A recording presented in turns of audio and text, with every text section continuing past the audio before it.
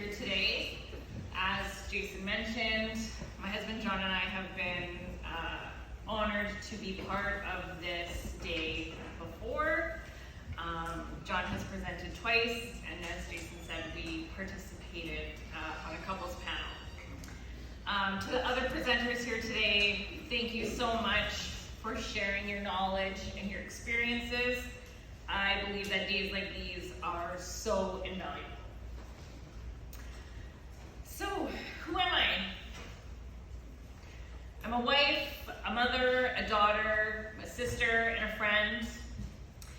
I am a lover of Diet Coke, coffee, delicious food.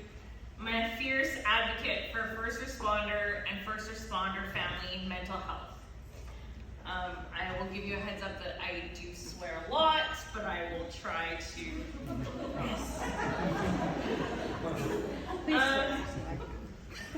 So you've actually heard a bit of what my family has gone through. Chris touched on it in his story. 7 years ago, September 14th, 2018 was a regular Friday, but it would end with my world and my family's world forever changed. I received a call that no spouse in corrections ever wants to get. My husband had been taken hostage by a group of inmates at our local institution, and in an instant, my life as I knew it disappeared. Hours passed by in a blur, but I thankfully got the call that I had been holding my breath waiting for.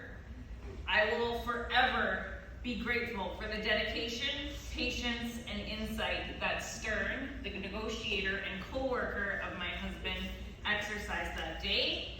Because of him, John is with me here today, and I will never miss an opportunity to give him his due.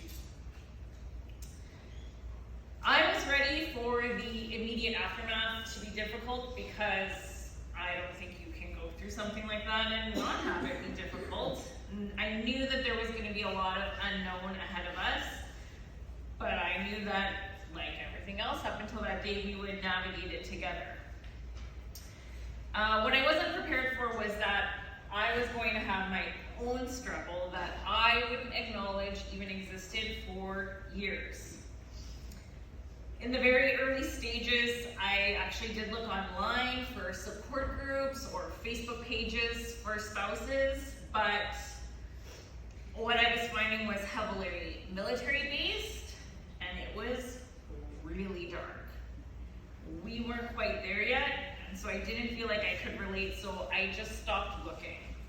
I was truly alone, but I just kept moving through each day with a smile plastered on my face. I just kept doing everything I could to give John everything he needed, and I kept going and doing everything I could to make sure our girls had everything that they needed. And I just kept that same smile on my face with my new adopted slogan of, I'm good. So let's fast forward to the spring of 2020. Raise your hand if your mental health was thriving during COVID. It wasn't in my house either. The world had shut down and we were all isolated into our homes. I am an extrovert, the most extroverted extrovert. I thrive on connection with others, and all of this time at home, being locked away from everything, just made me have nothing but a lot of time for all the things that I had pushed down to slowly rise to the surface. It wasn't until a quick car ride with an unlikely participant that my whole perspective on what we were going through would change. And I'm going to get to that later. That's an important part of my story. But after that, I started writing as a way to start working through my feelings that I was now allowing myself to feel. I remember thinking back to early on and wondering, I wonder if I turned what I was writing into a blog, if anyone would read it or find value in it. I ran it past John because, of course, we share this story, and he was extremely supportive. And so the next thing I knew, the often unseen was born. Writing quickly became an outlet for me. It led to many aha moments, but what I wasn't expecting was the feedback that I was gonna get. I had first responders reaching out to me saying that my blogs and my writing really gave them an insight into what their spouse might be facing at home. I had friends of spouses commenting saying how they never thought to check in on that friend because they always seem to have it all together. And I heard from spouses saying, thank you. It was a really humbling experience. So I wasn't sure what I was actually going to make my presentation about today, up until maybe August. I can talk, and so I didn't know what I was going to narrow that down to. But when I thought about just one key takeaway I wanted everybody to have, it was for first responders to know what their spouses might be facing on a daily basis. And if I was lucky enough to have some spouses in the audience today, I wanted them to know that they're not alone on this journey, because I know I have often felt that way myself. So I thought I would make my talk around some hard truths that I faced that your spouse might also be facing. I'm going to emphasize that I'm only speaking from my own personal experience. I'm not a mental health professional, and I'm sometimes not sure I'm even a professional in my own life. So my first hard truth is that I wasn't the person that he wanted to talk to. In the early days after our incident, I was desperate for John to talk to me. Anybody familiar with first responders know that with police and fire and EMS and even dispatch, civilians have a pretty good base understanding of what they experience because it happens out in the public, or it's on TV or in movies. But with corrections, no one sees their day-to-day. No one knows what goes on behind those walls unless they themselves are behind those walls. And so as a wife, I was left with just whatever John would tell me, which wasn't a lot.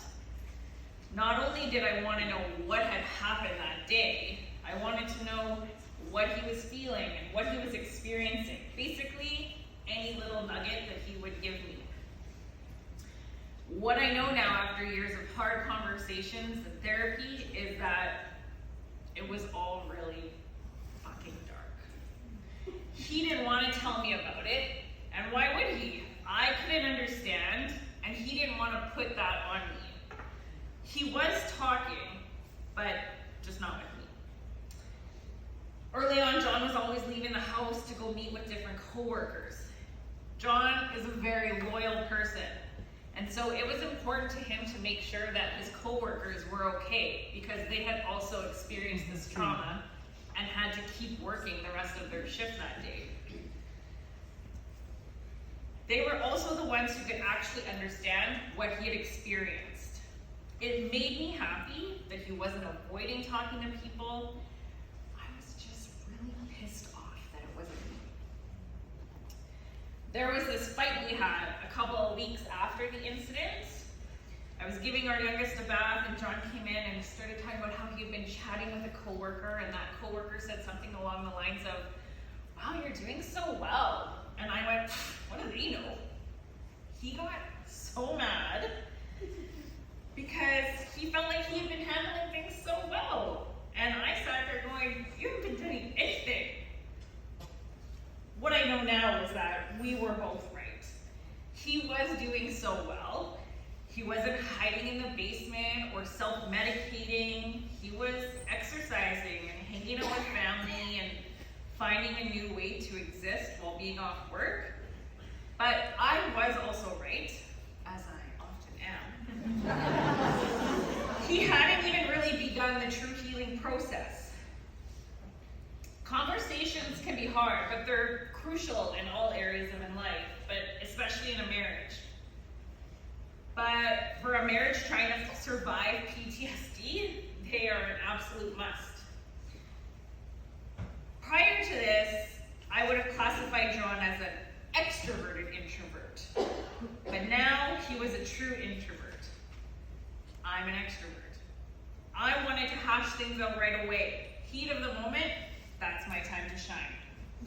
But John wanted time to process and think and regulate. So I had to develop a strategy that I actually learned from a fellow spouse. She said that when she could see her husband struggling, she would say, "I see you navigating something. What do you need from me?" The funny thing is, when I was going over this presentation with John, he pointed out to me that lately, it's almost like we've switched roles when it comes to those hard discussions. And when I reflected on that, I think it's because I have learned that what I used to know is no longer my reality, and I have to remind myself of that before I react. But that strategy that I learned really seemed to be a game changer in our communication. Sometimes he would tell me to leave him the hell alone. Sometimes he would tell me that he just needed me to sit beside him, but not talk. And other times he'd say, "I'm trying to work through it, and when I'm ready, I will come talk to you." This allowed us to both get what we needed without infringing on the other person. My second hard truth is that I'm not responsible for his mood or his behaviors. I took such pride in being 10 steps ahead of everything. I would micromanage every single moment of every single day. In my head, if I could always control what was going to happen, nothing bad could happen. I was very naive. I literally tried to make it so he had to face no obstacle, no matter how small. Kids need to be fed, don't worry. I bought groceries, made lunches, prepped dinner. They have snacks. We've been invited to go somewhere. I've already confirmed who's gonna be there, what we're gonna be doing, how long we're gonna be there. You might wanna leave, don't worry, I already know we're gonna take 2 vehicles. It was exhausting. And despite all my efforts, shit still went wrong. The bad days, the pissed off moods, the triggers, they all still found a way through my meticulous planning, and they all had nothing to do with me. Our first Christmas post-incident is a perfect example of how my micromanaging didn't make a difference. This is about 3 months later. We're very blessed to have a close, tight-knit family that all live in the same town. Our Christmas plans were very similar to every other year. We were gonna have breakfast and presents at our house, and then dinner and more presents with the extended family at my in-laws. No extras, no friends, just us. And about 20 minutes before it was time to go, we're in our room getting ready, and I immediately felt the energy in the room shift. I looked over at John and he said, "I can't go. I'm not leaving the house." Okay. I didn't know what to do in that moment. Our kids were 8 and 3 at the time. They were not gonna understand why we couldn't go spend Christmas with their cousins. So I looked at John and I said, "Okay." I asked him if he was okay, to which he assured me he was, but that he just couldn't leave the house. I made him promise to text me if he needed me to come home. I told the kids he was feeling sick and that we'd bring him a plate of food, and off we went. Even though it was just basically a regular night with presents and decorations in a safe house with safe people, it didn't matter. In that moment, he wasn't gonna feel safe unless he was at home. And while I couldn't understand it, and his family didn't understand it when I told them, no one questioned it. We just gave him what he needed in that moment. I couldn't control anything beyond that. When I finally started talking to my own therapist 5 years later, we started to dig into the reasons behind all my micromanaging. She looked at me and said, "What's the worst thing that can happen if you stop micromanaging?" And I sat there for a really long time, knowing what my answer was, but coming to terms with the fact that I had never said it out loud before. told her, I'm afraid that if I stop trying to always be ahead of everything, I'm gonna miss something. I'm gonna miss a sign or a clue or a signal that John is gonna choose not to live anymore. I think we'd be hard pressed to find a spouse of someone dealing with PTSD where they haven't had that fear at least once. What she said to me next changed everything for me. She said, that would be a tremendous tragedy, and your family would be forever changed. But you would move through it. Not get over it, but you would move through it, because you have moved through every hard day that you have faced. And you don't have control over that choice. Only John does. To tell you I cried would be an understatement.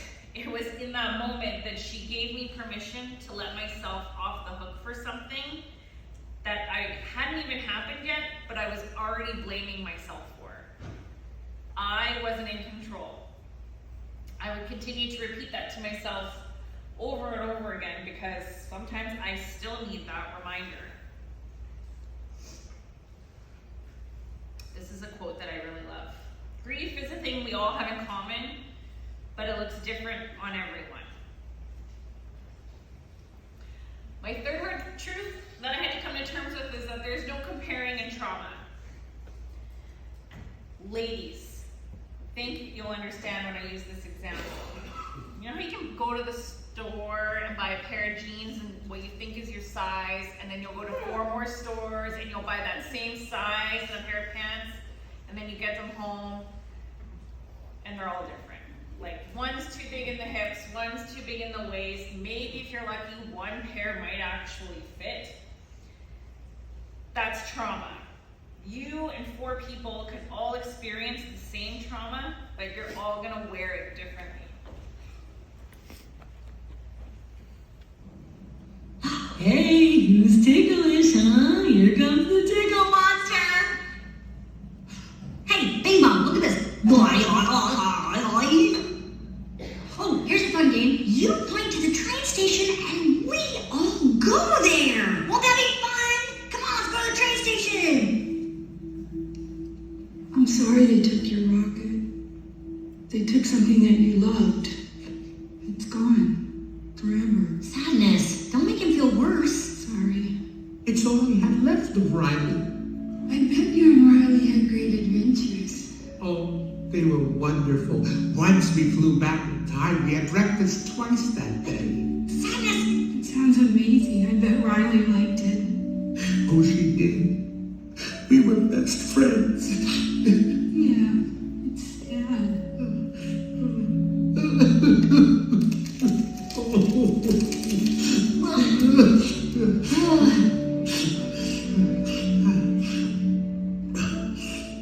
I'm okay now. If you haven't watched Inside Out, I highly recommend it. One thing that I would constantly do that really pissed John off was I was always trying to look through a lens of what we now know is called toxic positivity. Anytime John would try to verbalize anger or frustration, I would meet it with, oh, at least this, or it could be worse that. He hated it. He hated it. And I wasn't trying to be dismissive. I wasn't trying to diminish his feelings because Lord knows they were valid.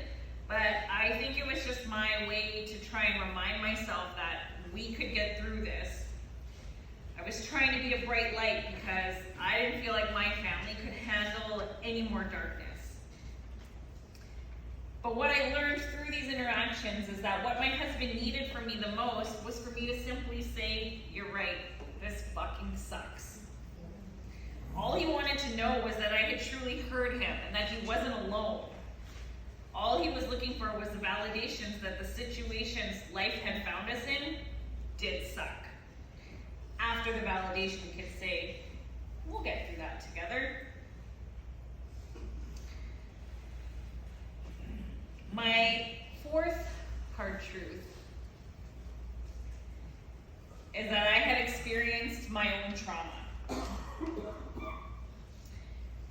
husband worked as a corrections officer for about 5 years.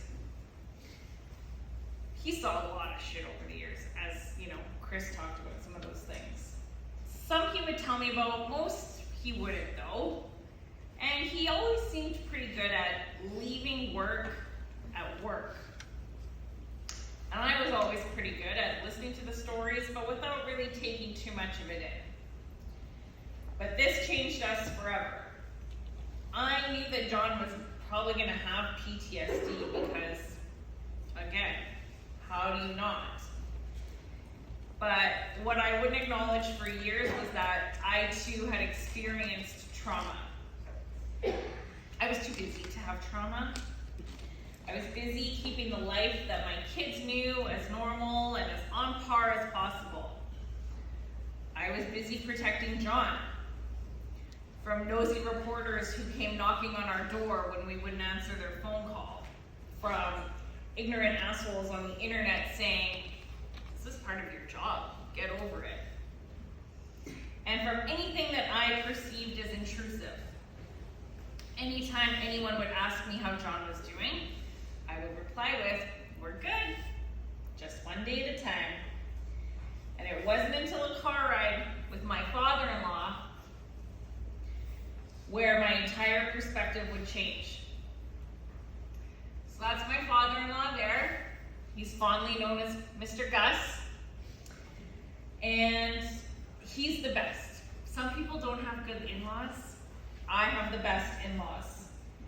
He is funny and generous and would literally give a stranger the shirt off his back. But he's also from the old country.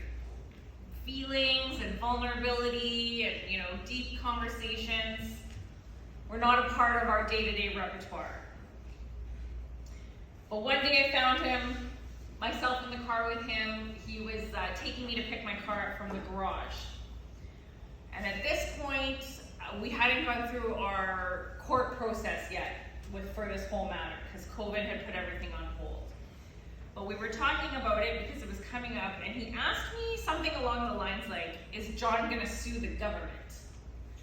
And I said, "I don't know, that's up to John." And he looked at me really matter-of-factly and just said, "It's up to you too. It happened to you too." Thank God we had arrived at the garage because I gave him a quick hug and a thank you, and I got in my car and I cried. I cried the whole way back to work. I didn't know that I had been waiting for someone to let me acknowledge that I had experienced my own trauma on September 14th. I wasn't in that jail cell, but I lived in my own hell for those 4 hours. I was surrounded by loved ones, but sitting in a haze of internalized chaos. I was trying to focus, and I was trying to pray and have faith and think positive, all those things.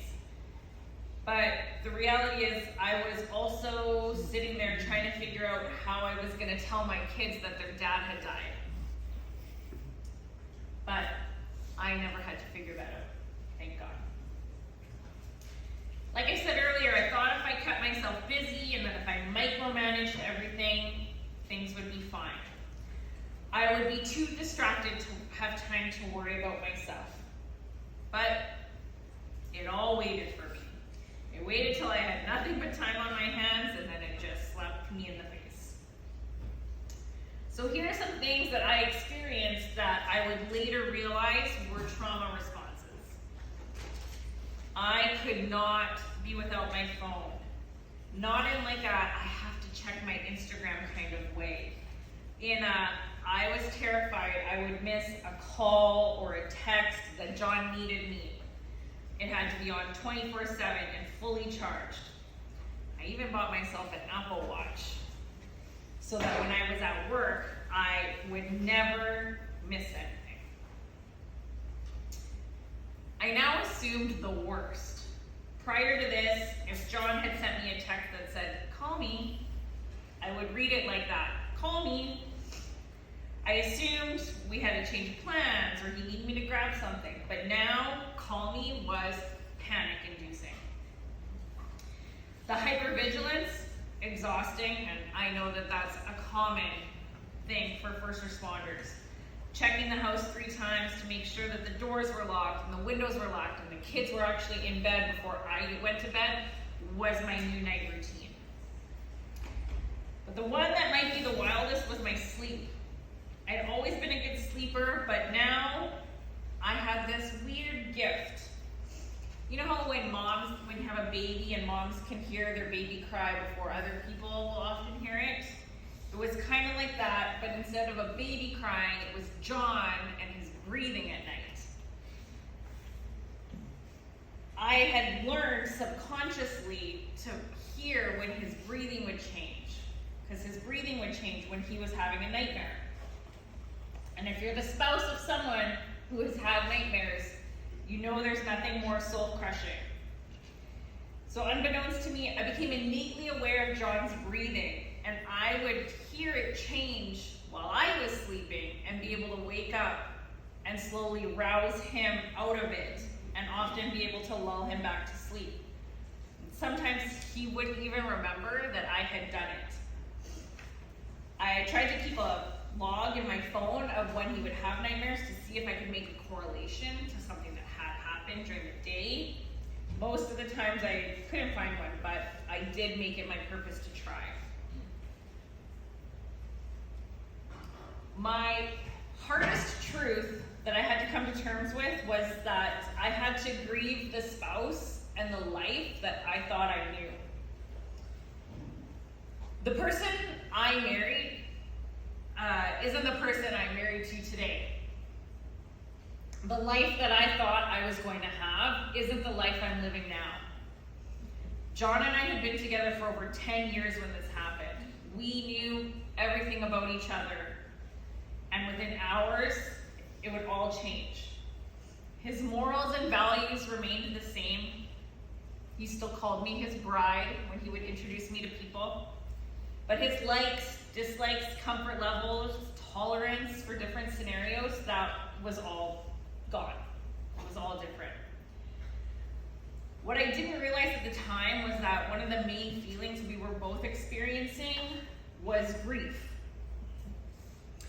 There was a moment in an appointment with John's psychologist where he said, John, before this is gone, and you have to allow yourself to that grief.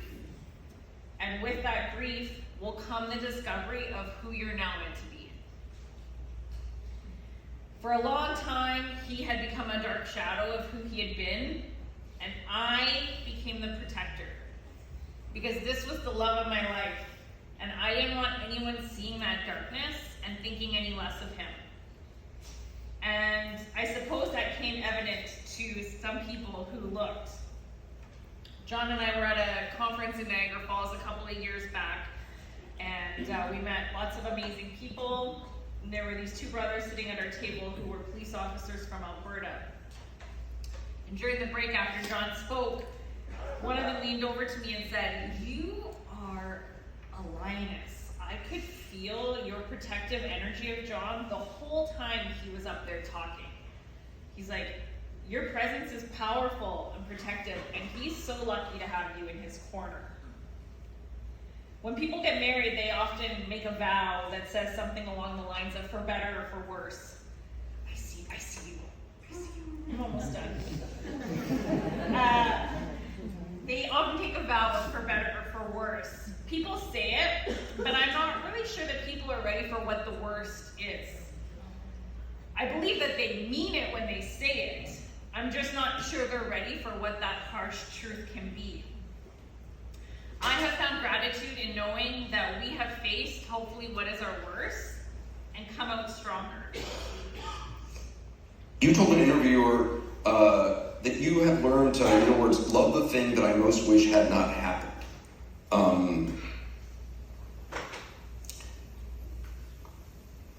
I remember. You went on to say, what punishments of God are not gifts. Do you really believe that? Yes. It's a gift to exist. It's a gift to exist. And with existence comes suffering. There's no escaping that. And I guess I'm either a Catholic or a Buddhist when I say those things, because I've heard those from both traditions. But I didn't learn it that I was grateful for the thing I most wish hadn't happened, is that I realized it. Is that, and it's an oddly guilty feeling. It doesn't mean you are happy. I don't want it to have happened. I want it to not have happened. Right. But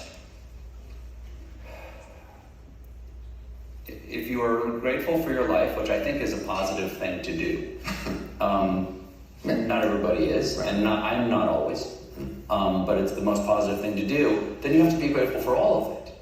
You can't pick and choose what you're grateful for. And then, so what do you get from loss? You get awareness of other people's loss. Well, that's true. Which allows you to connect with that other person, right. Which allows you to love more deeply and to understand what it's like to be a human being. I'm not thankful for that day, and unlike John, who is maybe a better person than I am, I do not forgive those who harmed us. But I have learned how to find gratitude in the darkness. My husband didn't die, which meant I have the privilege of getting to know who he is now. My husband's here, which means we still get to create new memories and inside jokes while cherishing the old ones. My husband is brave and disciplined, which means he chooses to fight for himself and his family every day, and for that, I am grateful. I had the privilege of loving that John before September 14th, and I now have the privilege of loving this John. It took me many years to acknowledge that what I was experiencing was grief and to give it the attention and the compassion that it deserved, but I got there. I have learned to stand in my truth, and I have learned that I don't get to be in control of what is going to happen, but I can control how I handle it. The grief that I carry is different than John's. We have each learned how to carry our own, but we have also learned how to walk beside each other while we do it. I want to thank my husband for being my constant supporter in this journey. I love you so much. It's scary to share a story that doesn't just belong to you. But John has never once made me feel like my story or my journey or my experiences aren't valid or worthy of sharing. He has become relentless in his pursuit to tackle his PTSD head on and to achieve real growth. And I'm there by his side every step of the way. And he is always there to support and encourage whatever I need to achieve the same. I truly believe that healing happens in connection and community, like days like this. Maybe you can heal on your own, but for me, it's so much better and easier with the support of others. I'm going to end with a request. If anything I have said has resonated with you, or made you think about what your own spouse or partner might be living with, I would ask that you take out your cell phones and just take 10 seconds to send a text to whoever your person is and to let them know that I see you and I appreciate you. That's my Instagram handle and that's my blog if anyone ever wants to connect or follow or feels like they themselves need a lifeline.